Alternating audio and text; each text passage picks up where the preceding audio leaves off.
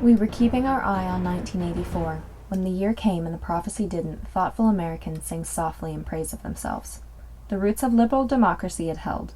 Wherever else the terror had happened, we at least had not been visited by Orwellian nightmares.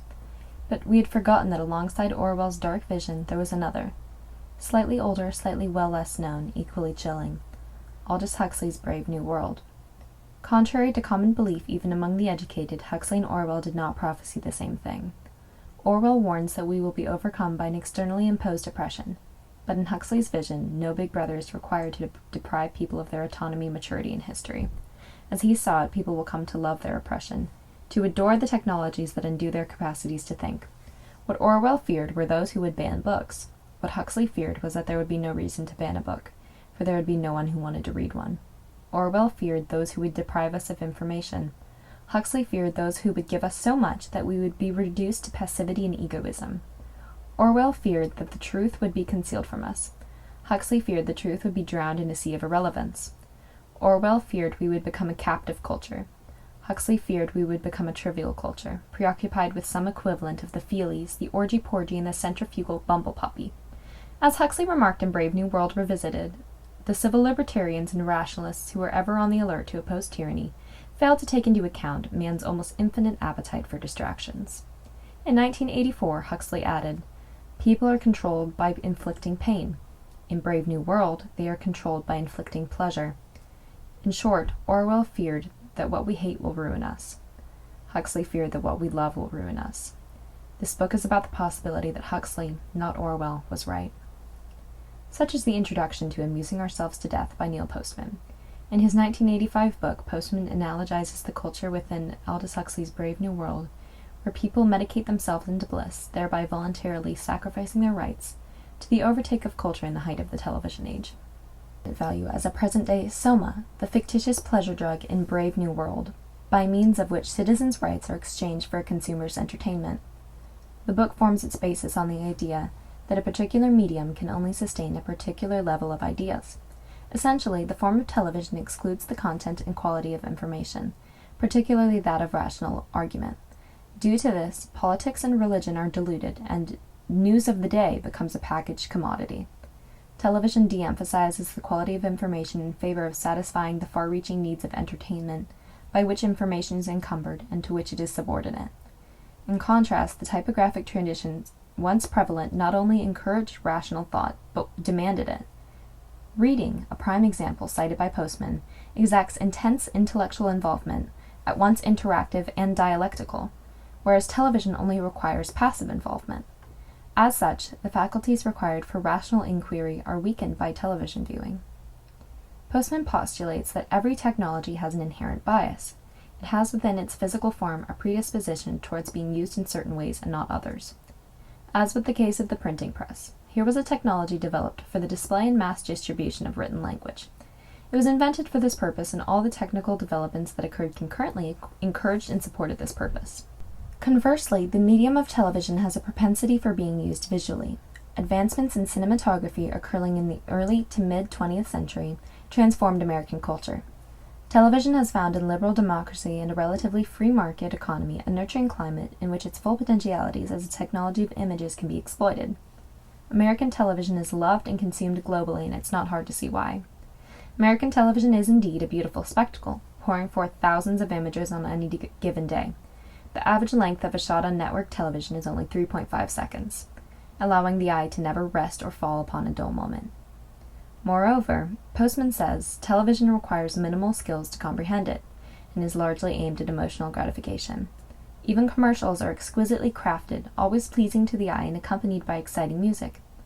American television is devoted entirely to supplying its audience with entertainment. Of course, such a fact is hardly threatening to a culture. It may even be a reason for rejoicing. But what Postman is claiming here is not that television is entertaining, but that it has made entertainment itself the natural format for the representation of all experience. Our television set keeps us in constant communion with the world, but it does so with a face whose smiling countenance is unalterable. The problem is not that television presents us with entertaining subject matter, but that all subject matter is presented as entertaining. No matter what is depicted or from what point of view, the overarching presumption is that it is there for our amusement and pleasure. That is why even on news shows which provide us with daily fragments of tragedy and barbarism, we are urged by the newscasters to join them tomorrow. What for? One would think several minutes of murder and mayhem would suffice as material for a month of sleepless nights. We accept the newscaster's invitation because we know all news is not to be taken seriously. This form of broadcasting in which a newscaster outlines a particularly horrifying murder or rape only to use the now this format to move on just as quickly to the latest celebrity scandal is demonstrative of the way television's format counteracts any attempt to bring seriousness to the medium. Implies a complete absence of connection between the separate topics the phrase ostensibly connects, and after 40 seconds of coverage, the show will break for commercial advertising yummy yums gourmet dog treats. Now by this point you may be formulating your own objections to these conjectures. Perhaps you believe that most of the information you receive from news reports is helpful to your life, or at least important to know. But I challenge you, my listener, to consider the last time you took up arms, so to speak, and took action in response to something you heard on the nightly news show. Now this action must be beyond expressing your grief or horror over a particular atrocity, and beyond commiserating with a fellow recipient of such news about the current state of affairs. As always, exceptions may exist, but with the volume of news stories being reported, it would be impossible to dedicate oneself actively to working towards a solution on each issue. And it is out of the capability of the majority of those who receive such a reporting. And when serious thought is discouraged by the very form of such deliverance, why would ever encourage serious action? Subsequently, we must admit that for the vast majority of us Americans, the nightly news shows serves as entertainment. Everything about a news show tells us this, he says. The good looks and amiability of the cast, their pleasant banter, the exciting music that opens and closes the show, the vivid film footage, the attractive commercials. All these and more suggest that what we have just seen is no cause for weeping. A news show, to put it plainly, is just a format for entertainment, not for education, reflection, or catharsis. And we must not judge too harshly those who have framed it this way. They're not assembling the news to be read or broadcasting it to be heard. They are televising news to be seen. They must follow where their medium leads. There's no conspiracy here, no lack of intelligence, only a straightforward recognition that good television has little to do with what is good about exposition or other forms of verbal communication, and everything to do with what the pictorial images look like. In Chapter 7, Postman outlines one of the most captivating dramas that ever held television audiences, the Iranian hostage crisis. He says, I don't suppose there has been a story in years that received more continuous attention from television. We may assume, then, that Americans know most of what there is to know about this unhappy event. And now I put these questions to you. Would it be an exaggeration to say not one American in 100 knows what language the Iranians speak? And no, it's not Iranian. Or what the word Ayatollah means or implies? Or know any details of the tenets of Iranian religious beliefs? Or the main outlines of their political history? Or knows who the Shah was and where he came from? This is but one example of the illusionment felt by Americans who tune in to modern television news and media. What is happening here is that television is altering the meaning of being informed by creating a species of information that might properly be called disinformation. Disinformation does not mean false information. It means misleading information, misplaced, irrelevant, fragmented, or superficial information. Information that creates the illusion of knowing something, but in fact leads one away from knowing. In saying this, Postman does not mean to imply that television news show entertains but does not inform. He is saying something far more serious than that we are being deprived of authentic information. He is saying we are losing our sense of what it means to be well informed. Ignorance is always correctable, but what shall we do if we take ignorance to be knowledge? Postman includes a quote from Walter Lippmann, political commentator of the early 20th century, stating, "There can be no liberty for a community which lacks the means by which to detect lies." But with the rise of television and the pervasion of triviality into every form of reporting, it is no longer the means which are lacking. Lippmann could have instead said, "There can be no liberty for a community which lacks the desire to detect lies." This is more and more the case for the American public. Within the political arena especially, politicians who contradict themselves on every issue are nearly an accepted norm, so much so that this has become a barely reported issue. There simply is not interest generated by a pandering politician when his blunder only takes the form of words, and issues that won't retain viewers' attention don't receive it by the press.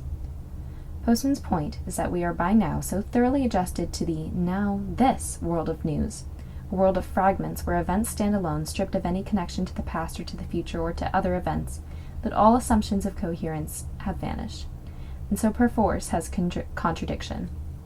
In the context of no context, it simply disappears. And in its absence, what possible interest could there be in what a politician says now and what he said then? It is merely a rehash of old news, and there's nothing interesting or entertaining in that. The impact of television has been far-reaching and absolute. As of 2011, household ownership of television sets in the country was 96.7%, and the most households had more than one set of television. That is representative of a huge reach for television. According to Nielsen's National Television Household Universe estimates, there were 119.9 million TV homes in the U.S. in the 2018 to the 2019 years. However, for 2018, the number of smartphone users in the United States is estimated to reach 257.3 million, and it did.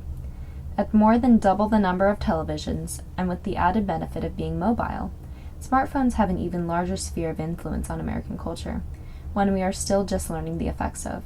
It's hard to predict exactly what Postman would have said, were he alive now, and about how the influence of social media and smartphones are changing and further distorting American discourse, but I believe it's fair to say he would agree it isn't for the better.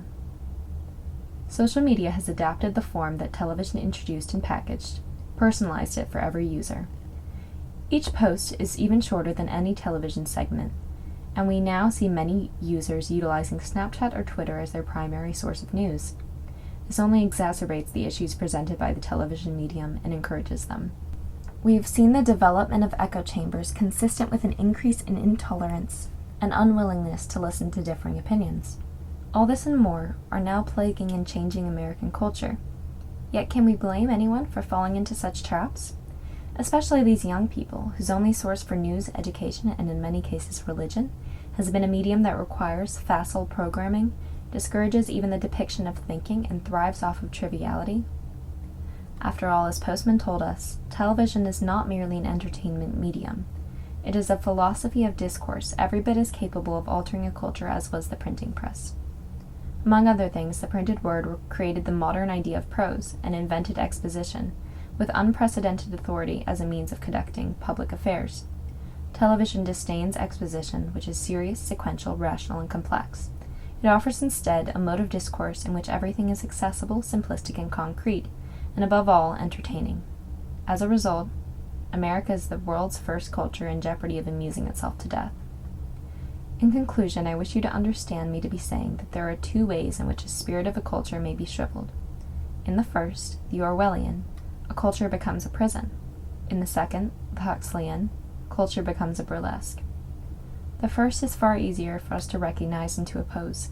Everything in our background has prepared us to know and to resist a prison when the walls begin to close around us. But what if there are no cries of anguish to be heard? Who is prepared to take up arms against a sea of amusements? To whom do we complain, and when, and in what tone of voice, when serious discourse dissolves into giggles? What is the antidote to a culture dying of laughter? Neil Postman, 1985.